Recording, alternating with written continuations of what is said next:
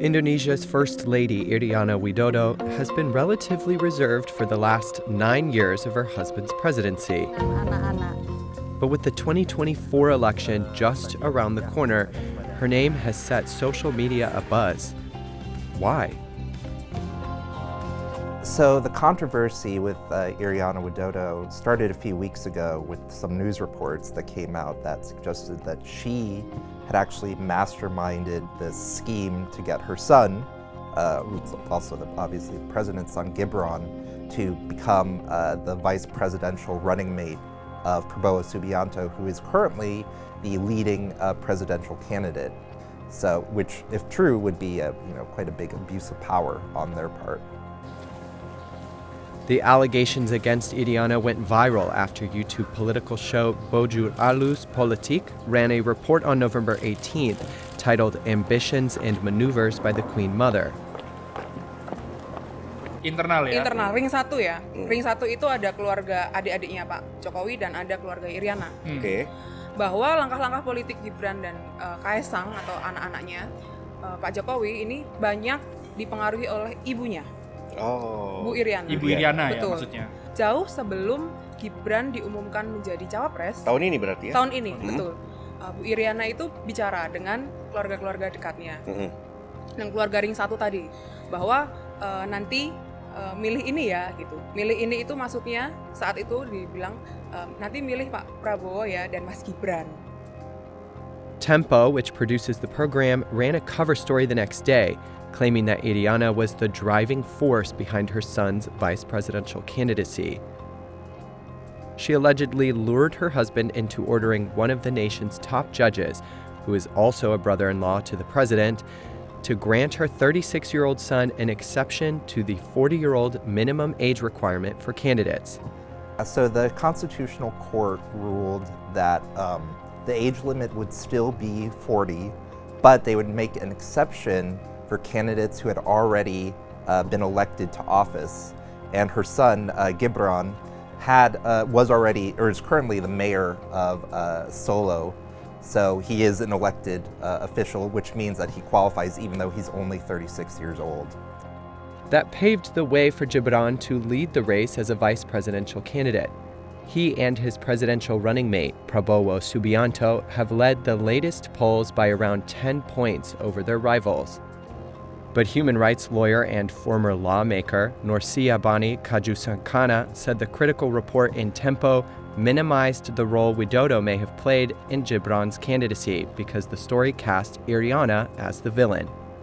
Mungkin Iriana berperan di dalam hal itu ya. Iriana punya kuasa real, tapi yang punya kuasa formal itu kan Jokowi gitu loh. Saya melihatnya ini sebagai stigma atau gender stigmatization dan juga dalam konteks politik yang sangat misoginis yang senantiasa menempatkan perempuan sebagai pihak yang bersalah pada situasi yang buruk. In its reporting, Tempo claimed its unnamed sources were members of the president's extended family who were not in favor of the way that Gibran was elevated. Saya selalu mengatakan bahwa Tempo dengan reputasinya tidak harus membuat berita atau cerita berdasarkan gosip keluarga. Indonesian first ladies have borne the brunt of their husbands' failings in the past. During the rule of Indonesia's first president Sukarno in the 1960s, his Japanese-born fifth wife, Naoko Nemoto, better known as Dewi Sukarno, was often targeted by protesters who derogatorily referred to her as Gundik Jepang, or the Japanese concubine.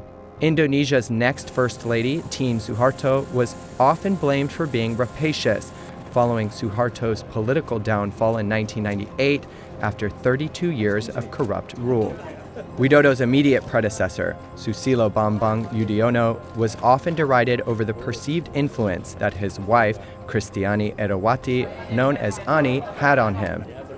definitely mendapatkan atau menjadi kambing hitam, terutama karena dia seorang warga Jepang ya, seorang asing dan lain sebagainya. Dan Ibu Tin Soeharto juga digambarkan sebagai ibu negara yang sangat greedy gitu. Misalnya Ibu SBY gitu, yang juga ada gosip-gosip dia ikut menentukan pos-pos yang penting atau yang menurut dia bisa digunakan sebagai resource kekuasaan.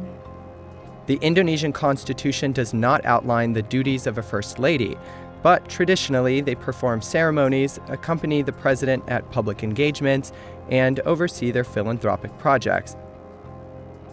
Prabowo, frontrunner in the 2024 election, divorced his former wife in 1998 and has not remarried.